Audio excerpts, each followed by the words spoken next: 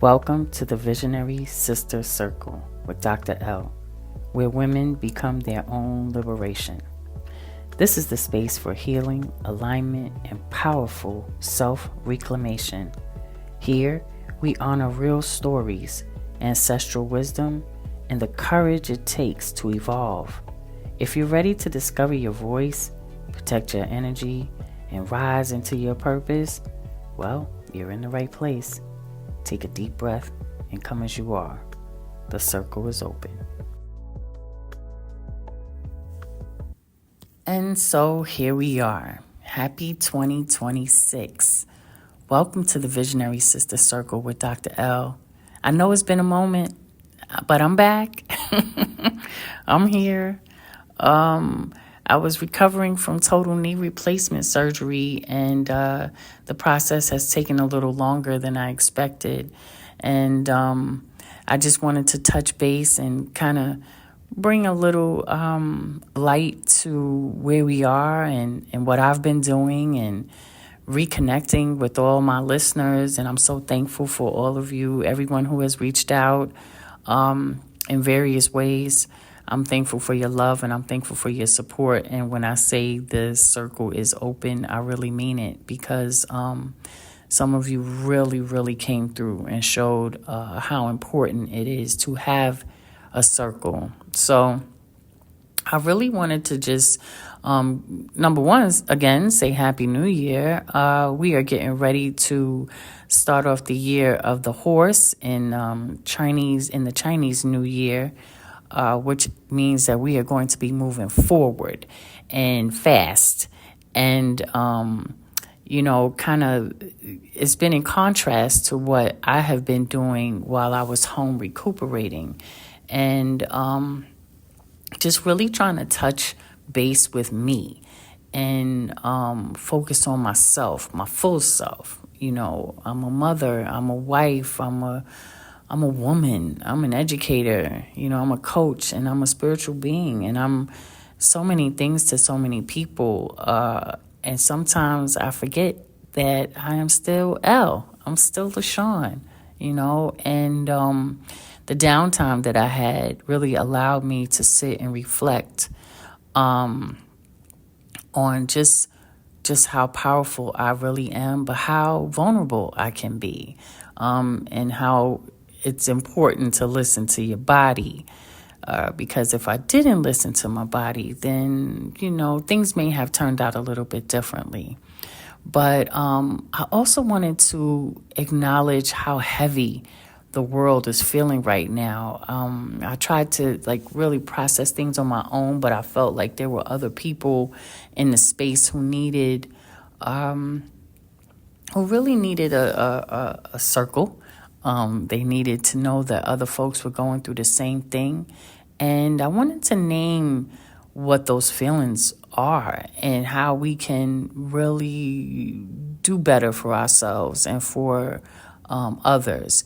And so it's okay to experience fear and to experience grief and to experience violence and loss without details. Without really naming it and just seeing it and understanding it, or trying to understand it and process it. But it's important that we name it so that we know what we're feeling and we can heal that part. The same way that, I had to name the pain that I was feeling in my body, the things that were going on with my body that didn't sit right, didn't feel right. And I had to listen. So, as I was going through my challenges, I had to really sit back and if my body was saying sleep, then LaShawn had to sleep. If my body was tense or in pain, I had to acknowledge that. And as much as I don't like to take medication, I had to take some medicine to kind of ease the pain. And then there were times where I just had to sit still and be quiet and understand why I was being forced to slow down, right? And a lot of times we don't think about self-preservation. as a way of slowing down, but it is, and it's not selfish. Self-preservation is not a selfish thing. And I know some folks, who are in the rest is resistance and the nap movement. And that's also a form of self-preservation. We cannot continue to take on the weight of the world and everybody's issues and everybody's, stuff and not consider how it's going to affect us, because you can't pour from an empty cup. And I know all of us have heard that at some point in our lives. So when you think about self-preservation, you can't be selfish.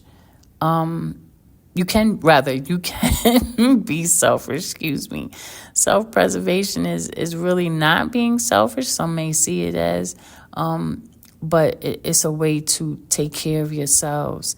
And so what I also have been doing, and I promised that I was going to be doing it, I have been journaling and really taking time to reflect on the days and things that have been happening. I have been following the venerable monks through their journey. They're on a 2,300-mile journey from Fort Worth, Texas to Washington, D.C. on a walk for peace. And we so desperately need that right now as a nation. And again, that's a form of self-preservation, because for me, it has been a centering or grounding and allowing me to focus on who I am and what I need to do to take care of me internally, because everything that we do internally is reflected externally. And so I have a journal prompt that I wanted to share, and some of you may resonate with it and some of you may not, but here it is.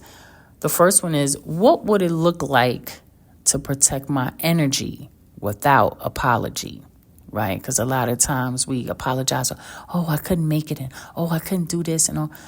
But what would it look like to protect your energy or protect your peace without apology? And that's a prompt. Do what you want with it. Sit with it. You can reflect with it. But I wanted to offer it up. And I also wanted to offer up a quote that would kind of help us also. And it goes back to self-preservation, because self-preservation is how we stay available to love. Wow. Self-preservation is how we stay available to love, because we got to love ourselves first, right? Self-love is the first love, and then we can pour into others and love on others. So again, because I'm just getting back in the groove, and I just wanted to let everybody know I didn't disappear. I'm still here. I'm still here, and I was really concerned that some of my listeners, may forget about me or may wonder, like, what's going on. And so I wanted to just really bring to light that I'm still here. I didn't disappear. I had to listen to my body. I thought my body would be ready to quickly recuperate after the surgery, but it wasn't. And it was a good reason. I listened. I have been listening, and it allowed me the time to kind of reflect on who I am, what my mission and my purpose is, and how I can best serve not only myself, but others, and my family, my children, my husband, my community.